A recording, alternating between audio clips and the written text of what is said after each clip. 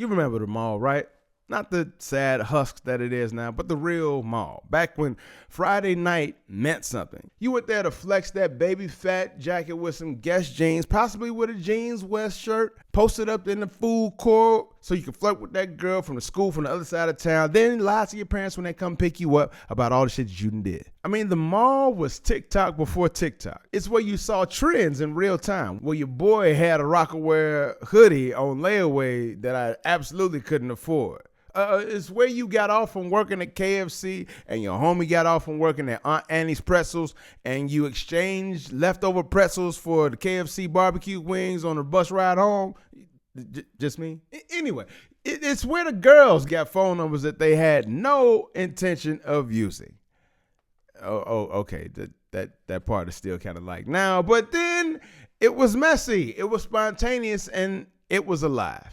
But now you go to the mall and it's like visiting a crime scene, a ghost town. Stores are gone, the lights are dim. The only people left look like they somebody from The Walking Dead, and there's a Spencer's Gift somehow that's still in there operating that is paying top rent. So how did we get here? How did shopping go from a full day experience to 2 clicks and a cardboard box? Today we're asking 3 major questions. What killed America's retail experience? Was it bad business, bad landlords, or just Amazon? What have we lost beyond just the stores? And what could retail look like if we built it back better, not just faster? This is Society Breakdown.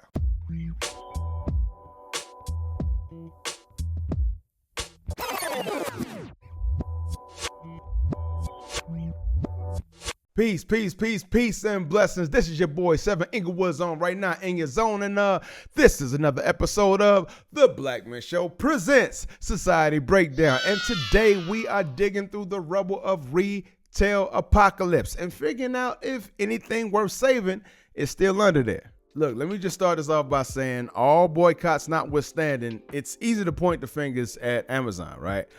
You know, clip, ship, repeat. But this didn't just start with Jeff Bezos. Retail's been bleeding out for years, from bad mall management to corporate greed to the collapse of wages altogether. I mean, we're talking about a layered collapse. Companies that undercut wages, then blame the customers for not spending enough. The malls are charging record rents while offering nothing new, and then the cities are ignoring how essential public gathering spaces are to a functioning culture. I mean, don't get me wrong, Amazon did their thing, but even before Jeff Bezos had us buying socks and soap on a subscription, stores were killing themselves from the inside. I mean, developers kept building malls like we were all gonna keep living like it's 1995. One opens up in a suburb, that's cool, but then they open up 6 more within a 10-mile radius, and then they wonder why the foot traffic is there. I mean, just this past weekend, my wife and I went to Omaha just for the weekend on a humbug, and, you know, went out to the zoo, walked across a pedestrian bridge, did a couple other things. It's pretty cool. I had never been to the city before other than to play football, so I thought this was, you know, pretty good getaway. And, you know, so the hotel that we stayed at was about 15, 20 minutes away from downtown. And, you know, so we'd hop on the highway, whatever, to get there, because that's where the zoo was. Zoo was downtown. And so it was just interesting. As we're driving from our hotel to downtown, we passed maybe 3, I want to say 3, it may have been more, but I know we passed 3 malls, 3 separate malls between in that little space in a 15-minute drive. Like, why do you need so many malls in a 15-minute drive? You know what I'm saying? And then all of these malls have, right, you know, they all have their flagship stores. They got the JCPenney's and the Kohl's, but lately, if you've been watching the news, those stores are starting to restructure and looking like they may be on the way out and going the way of Montgomery Ward's and Spiegel's, if you remember those, and Sears. You know what I'm saying? And, you know, I don't know anything about the economy in Omaha, anything like that, but just from what I saw, like, so again, they had the 3 malls, and then once you get into downtown, there were all these sprawling spaces of construction and buildings and things that were halfway being built or halfway in the, you know, and it was the weekend, so, you know, who knows how much work was actually being done. But I don't know if these are stalled items, because some of those look like they hadn't been worked on in a while. So I don't know the economy in Omaha, but it looked like, and again, hell, I was calling it Oklahoma half time I was there. But I hope they basically aren't spreading themselves too thin with all these different projects they got going on, while they already have 3 malls within a 15-mile or 15-minute driving distance. So I don't know. I just thought that was weird. And so, yeah, you had the Sears and Toys R Us even. Those used to be flagship stores. And, stores like that, they didn't die from a lack of love. They were intentionally gutted. They were bought out by private equity, loaded with debt, and milked dry. Let me break it down for you real quick, right? So private equity, it works like this. A firm borrows a huge loan to buy a popular retail chain. You might have heard of something like this lately with regard to Joann's Fabrics and Red Lobster, I think. Then they force that company to pay back the loan that was used to buy it. So let me make it even simpler for you, right? You're selling a car. You selling a Mercedes. I want to buy your Mercedes. You're selling it for $10,000. Cheap Mercedes. Anyway, you selling your Mercedes, and I say, okay, it's $10,000 bet. I'm gonna go take out a loan for $10,000. Take out my $10,000 loan. I use the $10,000 to get the car, but then you have to pay off the debt. You dig? So yeah, everybody goes fair, clean, and simple. No harm, no foul. I've got the car, you've got the debt. Everybody's happy. Fucking simple. But when that happens in the business sense, though, right? The business collapses under the debt. And private equity gets to walk away with all of the organs of the business, right? The liquidated assets, the real estate flips, all the business accoutrement is gone, and you're left with just the husk. It's like corporate organ harvesting when you think about it. But instead of kidneys, it's customer and brand loyalty that they're selling off by the penny. But yeah, Toys R Us, Sears, Payless, Joann's Fabrics, Red Lobster. Look all of those up. They were all private equity victims. You didn't stop shopping there. They stopped existing on purpose. They were all bought and stripped for parts. Your favorite store didn't fail. It got financialized. And that just means that the economy stopped making things and instead started flipping shit. So the businesses are no longer surviving by selling you things. They are just surviving by being a good bet on Wall Street. And if they're not profitable enough, they're liquidated. So welcome to capitalism's casino mode. And who better to be in charge at a time like this? And so as a result of, the malls and some of these big places taking off, what do we lose, right? The mall wasn't just about commerce. It was about community.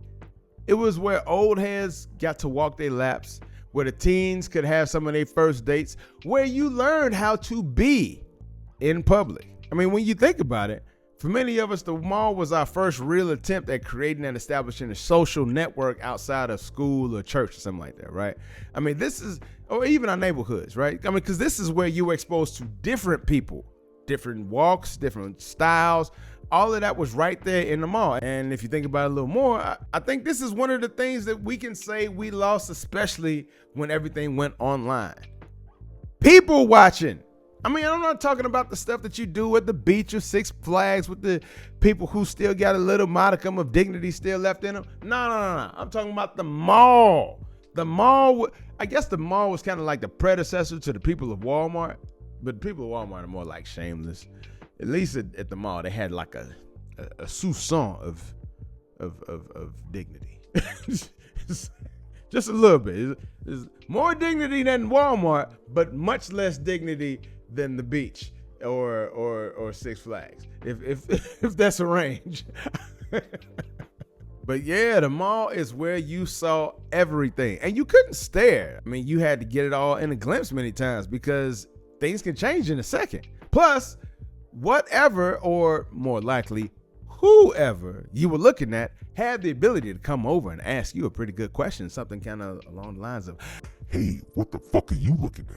Which can be a really painful interaction if done incorrectly. Whereas with our phones, we can not only look, we can stare, we can put it on repeat, we can zoom in and really take the whole thing in. Pause. Easter eggs, we call them nowadays. Back then, I think we called it something like, but did you see that part where, and look, remember when store employees actually cared? They knew the product, they knew you. They knew the store. They worked there longer than 2 weeks. Now, it's just a teenage robot with anxiety issues being trained by a guy who started yesterday. I mean, look, your barber knew your name. Your corner store, they knew your snacks. And the mall, it was therapy before therapy. Where else were you going to spend 3 hours to not buy any damn thing and still feel like you did something? I mean, for real, retail was where people learn how to work, not in a corporate cubicle, behind a register, folding shirts, bagging groceries, stocking inventory. That was the training ground. You learn practice, you learn presence, and you learn how to fake a smile when a customer came up to you talking about, I know the manager personally. And I think another thing that we lose as a result of, everything going online and the technology sweep and, the destruction and closing of our malls is those serendipitous moments. Like, you used to be able to stumble on stuff. You could get that shirt in Express, that CD that was on sale. You could hear that new song that you're not sure about or you hadn't heard before. And you're like, wow, what is that? Where is that? Let me get that. I mean, you could find that person that you didn't plan to meet. But now your feed shows you the same 5 products that your algorithm thinks that you're going to tolerate because you mentioned it once or twice here or there. And then it inundates you with annoyances, right? You're sitting there on Facebook, you mentioned something yesterday where you're talking about cat food. And now on your feed in Facebook, cat food all up and down your thing. Oh, that's okay. You want to leave that? Go to Instagram. Hey, look, here's some cat food in these ads. Oh, snap. You want to leave that? Go to YouTube. Oh, that's fine. Go to YouTube. Here's some cat foods in the YouTube there. And lastly, don't not to be outdone, there's Google. Go to Google. You were looking up something completely different. Maybe a movie. Was it a movie about cat food? And that's what it'll do to you, right? I mean, it's become to the point where this technology thing is like some sort of sycophantic, obsequious fan. So it's like they've replaced care with this sycophantic version of care, right? Like now it's a semblance of it. It's something that makes it seem like, hey, I care about this thing. You mentioned this thing, and oh, by the way, here's something you may have thought about in regard to that thing you mentioned. I think that's probably how they think it comes across. But to me, it always comes across as some obsequious sycophant that's all up in my face because they're always saying, hey, do you need help? Do you need help? Do you need help? Do you need help? Do you need help? Because they're not actually trying to help with any damn thing. They just trying to sell me shit. And I don't know who in the world would want to have a bunch of sycophants all around them at a time like this, but well, I guess we'll figure it out. I mean, for real, like if I wanted to get myself a Kanye Nazi t-shirt, normally I would just stumble upon something like that in a Spencer's, right? And go along about my way, having a great day with my new Nazi shirt. Not that I ever buy that because you're weird. and I don't support that at all. But I'm just saying, like, that's something that you would normally find in that sort of space, whereas now everything is really more pointed in your purchases. Like, you don't get that opportunity to be more free and open to the thought that maybe you haven't figured out everything that you want in that grocery list or that item list that you're shopping by when you go to the store. You know what I'm saying? Maybe there's some things that you forgot to put onto the list. Maybe some things that you didn't think of. I mean, I get it. You know, guys in general, like when guys are shopping, we tend to be more straightforward about the thing that we're looking for. But I'll be honest, thankfully I had both my parents in the house. Thank you, mama and daddy.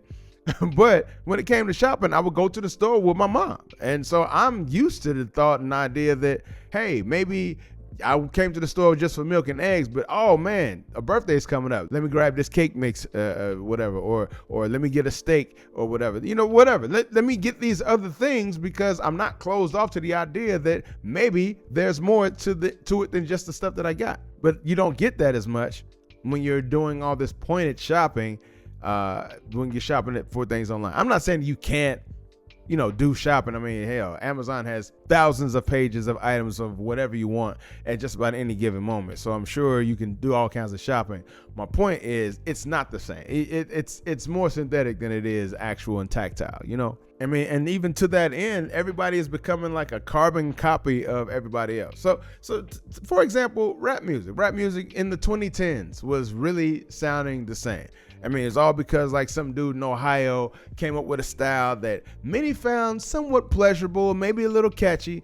And instead of competing, other rappers decided, hey, I want to get some of that shine too. And with that, that's how we get a plethora of mumble rappers, right? I don't know. I guess when you think about it in that sense, the internet is kind of like Babylon was, or like the Babylon story in the Bible. I don't know why I'm talking about the Bible a lot lately. But anyway, it's like so in the Bible, the Tower of Babel was destroyed because they were trying to get to heaven or whatever. But the Tower of Babel was destroyed, and no one was able to easily speak to one another, and language became spread among the different amongst the nations, so that way they couldn't communicate amongst one another, and made things a lot more difficult to convey to one another, right?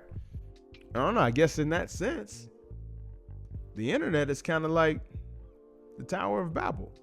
I don't know. Maybe there was some credence to destroying things. I'm just saying because when you think about it, when you really think about it, there are some spaces where you're here nowadays in the zeitgeist or whatever that some black leaders and people have been talking about segregation and having segregation because they feel like, especially in educational spaces, at least when I send my child to a school, I know what the child's going to be learning, as well as have the peace of mind to know that my child's going to be in a safe space. So there's that argument. And you can take that, you can have your pros or cons that come with that as it will, but I'll just say in the sense that I think in some instances segregation is maybe a good thing, unless you're a Disney princess named Moana, Ariel, or Mulan, because you can't keep them hoes still for nothing. So 7, what can we do to get away from this retail apocalypse that afflicts us so tragically? Please help us. I would say to get out of this, or to at least have some alleviation or some semblance of what once was, maybe it would be a good idea to support businesses that put faces behind counters. Make sure that they respect your money. Strike up a conversation. It's not that hard. Ask the workers about the restaurant, their day, the specials. And if they try to give you a smart ass answer like Google it, when you ask about their best entrees, leave. They don't want your money. Take that bread and go to a pop-up instead. Buy from a local shop, even if it's $3 more, because look, you're not just paying for a thing. You are paying for community. Take my wife's business, for example, right? Shots by Miko, custom cocktails and shots. She is a mixologist who crafts custom cocktails and shots that fit your vibe, not a mass marketing formula. And this June 26th, just so you know, in Grandview, she's running a whole cocktail class, not an app, not a link tree, a real human-led experience, face-to-face. Very successful, hopefully, just like the one that she did last month. Check the link, scan the flyer, or just go to shotsbymiko.com for more details. But just think, this is an event where the drinks are made by hand and not spit out of a corporate nozzle. Or you can go to somebody else, no pressure. But if you're in Missouri or nearby, here is something that you can't just scroll through. I mean, and look, it's not about just like flat out rejecting tech either, right? It's about balancing it. Use an app to order ahead, sure, but let the handoff at least be a handshake. Make service human again. And I think having that hybrid service or that hybrid approach it works best when people choose convenience that makes sense, but not when they're just forced into it. You know what I'm saying? You can't be just forced into a thing having no options and they say, "No, this is for your own good." When has that ever felt good? when has that ever worked? You know what I'm saying? Somebody beating the shit out of you. Like, this is for your own good. Okay. I'm going to try to get away from that beating as quick as possible. And lastly, cities need to stop building these condos and calling it progress. Fund communal retail spaces instead. Food halls, vendor markets, co-ops, stuff like that. Make the mall a culture hub again. Somebody buy up one of them joints and turn it into a nightclub or something like that. Not a mausoleum. We don't need more desperate liminal spaces and fodder for weird internet content. Like, where else is grandma gonna go for a generally safe, enclosed space where she can get her fitness on? Like, where can the parents drop off the kids with $20 and a threat to not do anything. And where else can you go and get a new outfit, anime swords, and the phone number of that cute girl from Lord's High School? I'm just saying, y'all don't know what y'all missing. But y'all let me know, what is a store that you totally miss? What was your mall growing up? Mine was a Plaza. If you from Chicago, you know about Evergreen Plaza. You know about Ford City, you know about Evergreen Plaza. For me, Ford City helped prepare me for Evergreen Plaza. Evergreen Plaza was a black mall, so that's where I went when I really thought I was feeling myself and I was smelling good, all of that or whatever. So when I was trying to show and prove, I would go there because that's where the ladies of Morgan Park, CVS, Kenwood, I'm telling on myself, but that's where they went. That's where they would hang out. So I would go be amongst them. And no offense, to the ladies at Hubbard and Curie, Queen of Peace, and all of them who would go to Ford City, but that was just a different vibe than when you went to Evergreen Plaza. If you had a black mall in opposition to a white mall that was also in close proximity or somewhere that you could reach, then you know what I'm talking about. But yeah, let me know what sort of mall, stores, or whatever that you missed and ain't no longer there. Drop the name, drop the memory, or the reason why you still remember it. What was your favorite memory from it? Let me know down in those comments. So what are we taking away from today, right? Look, I know I say this a lot, but shop local. Go downtown. Walk into a store. Speak to a person.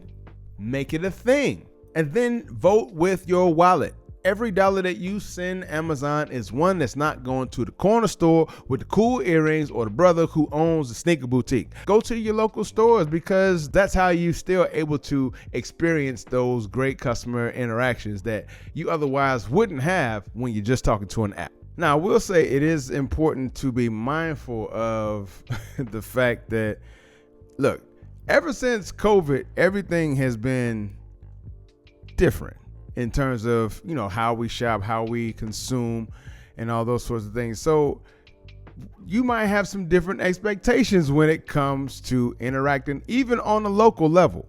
Like I told you all last week, we've had some work done in the basement, and we're still getting some things done as far as plumbing and all that. And the business that we went through, they did, pretty good job, but they were a small local business. And we went to them and we were like, okay, this is what we need. They did a thing. And it was just kind of weird that when we were looking to start making payments, this company that had been in business for 10 plus years, apparently, at least according to the gentleman, had no business system set up whatsoever. Had no business payment plans set up whatsoever, had no financing set up whatsoever. You're talking about you're contracting jobs out to people for thousands and thousands of dollars, and you think everybody's just going to have thousands of dollars? Now, some people may, but you just think people are just going to have thousands of dollars just sitting around, just laying around, just be like, hey, here you go. Here's some grand. And I'm saying that not in the sense that people don't, but I'm saying that in the sense of the clientele that you deal with. So how are you in business this long and you don't have business systems? So he and I actually went back and forth a little bit over the fact that we made payment to him in his company's name. He wanted the payment to come to him directly. We're like, no, we're contracted with the business. We're not contracted with James. You know what I'm saying? We ain't contracted with you, James. We contracted with the company. So we're paying the company and y'all can figure it out. And so the complaint was, well, not everybody has a business account. Why are you in business if you don't have a business account? Sorry. All that to say that, I don't know, maybe my expectations have changed as a result of COVID, or maybe, I don't know, maybe he's just doing some nigga shit. I don't know. But I'll just say, likely won't do any more business with this gentleman. But all that to say that it is still a good idea to keep it local.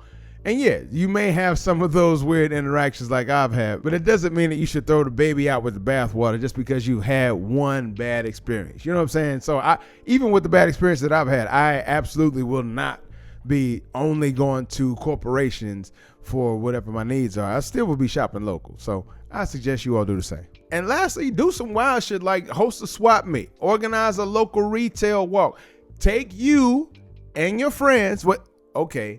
go make some friends, and then take them to have a small business Saturday event or something like that. Say, look, hey, y'all, we gonna do nothing but financially support and enrich the businesses in our local community or city.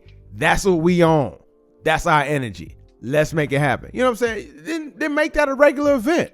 You can keep those dollars circulating with us over the oligarchs. You know what I'm saying? You don't think these small business owners got to worry about tariffs too? But yeah, get you some friends and bring them. The malls didn't die from a lack of money. They died from a lack of momentum. So we got to keep the momentum going, baby. You got to keep going. You got to keep going. And business owners, you got to keep going. You got to keep going because you are the heartbeat of the neighborhood, of the community, of the city. That's you.